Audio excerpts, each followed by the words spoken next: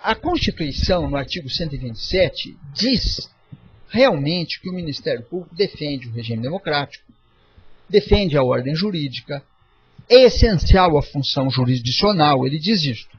Mas nós não podemos tomar estas expressões num sentido literal, ou pior, isoladamente. Nós temos que entender isso dentro das finalidades do Ministério Público. Por quê? Porque o Ministério Público não atua em todos os casos em que haja violação da lei. O Ministério Público não atua em todos os casos que o Poder Judiciário julga. Embora a Constituição diga claramente que o Ministério Público é essencial à função jurisdicional, e ele defende a ordem jurídica, eu não sou autorizado a acreditar que, como ele é essencial à prestação jurisdicional, então não pode haver prestação jurisdicional sem Ministério Público. Não é verdade. Existe prestação jurisdicional sem Ministério Público. Se Caio entra com uma ação de perdas e danos contra Tício, Caio é maior e capaz, Tício também é maior e capaz, o Ministério Público não está presente. Então vocês vão dizer, bom, então o Ministério Público não é tão essencial assim. Mas o Ministério Público defende a ordem jurídica? Defende, a Constituição diz que defende. Mas em todo o processo existe uma violação da ordem jurídica, pelo menos em tese. Pelo menos é o que diz o autor. Isso significa que o Ministério Público funciona em todo o processo? Não. Ele fiscaliza toda a violação da ordem jurídica? Não. Então, o que significa defender a ordem jurídica? O que significa ser essencial à função jurisdicional do Estado? Significa o seguinte: a Constituição deu ao Ministério Público finalidades. Nós sabemos quais são. O Ministério Público é encarregado de defender a ordem jurídica, sim.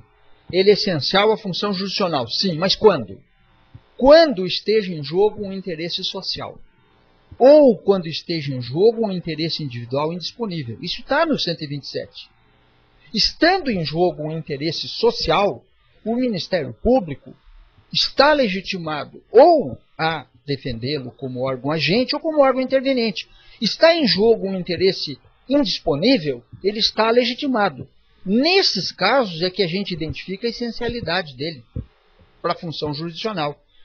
Não pode haver função jurisdicional em matéria social ou indisponível sem a presença do Ministério Público. Não pode haver uma decisão sobre a violação da ordem jurídica sem a presença do Ministério Público, se tiver havido uma violação a um interesse social ou a um interesse individual indisponível. Então, o que eu respondi para a doutora Aline é o seguinte.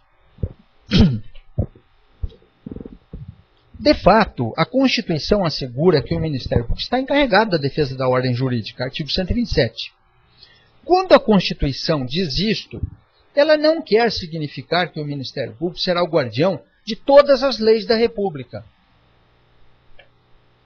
Mas sim, a Constituição quer dizer que o Ministério Público é o guardião daquelas leis que guardam compatibilidade com a sua finalidade institucional. Desta forma, se a lei violada disser respeito com a defesa do regime democrático, se a lei violada disser respeito com a defesa de interesses sociais, se a lei violada disser respeito com a defesa de interesses indisponíveis do indivíduo ou da sociedade, porque esses são os objetos finalísticos da atuação do Ministério Público, estará aí o campo de atuação do Ministério Público. Entretanto, se a lei violada disser respeito a um direito disponível,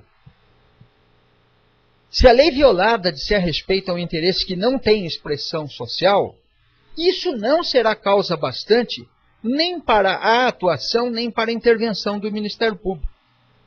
Não fosse assim, o Ministério Público estaria cobrando multa de trânsito, o Ministério Público estaria cobrando cheques não pagos por pessoas maiores e capazes, ele interviria nas ações em que se discutiriam acidentes de trânsito sem vítimas, ele estaria em casos de perdas e danos envolvendo pessoas maiores e capazes, pois em todos esses casos há uma violação da lei. Então não é qualquer violação da lei que legitima a atuação ou a intervenção do Ministério Público. Vocês vão dizer, mas a Constituição diz que ele é defensor da ordem jurídica. Sim, o Ministério Público é defensor da ordem jurídica, sim. quando a defesa da ordem jurídica ponha em jogo o funcionamento do regime democrático. Quando a violação da norma jurídica ponha em jogo um interesse social. Quando a violação da ordem jurídica põe em jogo um interesse indisponível. Agora, quando, por exemplo, há uma violação à lei, porque alguém não pagou uma multa, por exemplo, a prefeitura multou alguém porque fez um ruído fora de hora, ou não recolheu o lixo na hora certa e tal. Muito bem. Se o Ministério Público perceber que aquela violação tem expressão social, e pode ter, suponha que isso seja um problema generalizado na cidade, problema de lixo, problema de saúde pública e tal, o Ministério Público pode tomar providência. Agora, é um caso isolado. Um carro da prefeitura bateu num carro particular e aquele particular entra em juízo para pedir uma indenização porque o carro dele amassou o paralama.